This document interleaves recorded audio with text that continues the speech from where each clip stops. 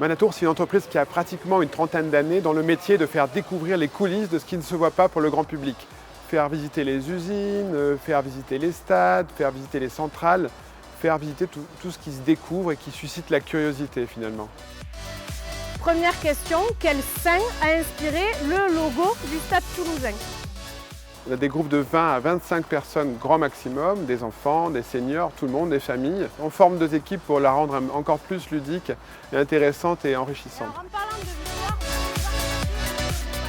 On va découvrir les installations, c'est-à-dire voir le mur des palmarès, le mur des internationaux, les salons d'accueil des entreprises partenaires, les tribunes de près, s'asseoir sur le banc des remplaçants, toucher la pelouse, évidemment aller s'installer dans le vestiaire du Stade Toulousain.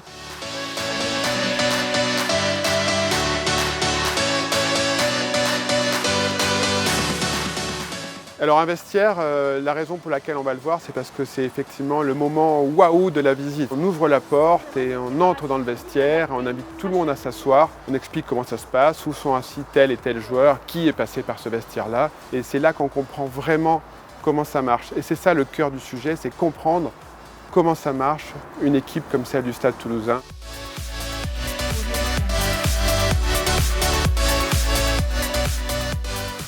Le Stade Toulousain est une très grande équipe internationale. Finalement, quoi de plus logique que d'ouvrir les installations, de montrer ces coulisses à tout le monde. On avait besoin de professionnaliser les installations du Stade Toulousain et leur visite. C'est novateur chez nous, c'est le stade qui ouvre ses portes au grand public et aux fans pour leur faire découvrir une expérience unique et leur faire découvrir surtout les coulisses du Stade Toulousain et son histoire.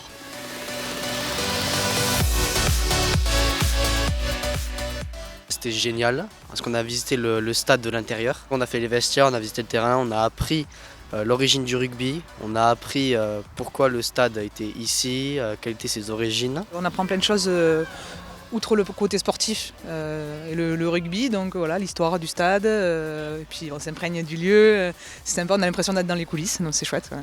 Très intéressant. Je pense que c'est une opération à continuer qui va sûrement intéresser de plus en plus de gens et notamment des jeunes qui commencent à jouer au rugby mais qui aimeraient bien découvrir les coulisses du grand Stade Toulousain tel qu'on a pu le voir aujourd'hui.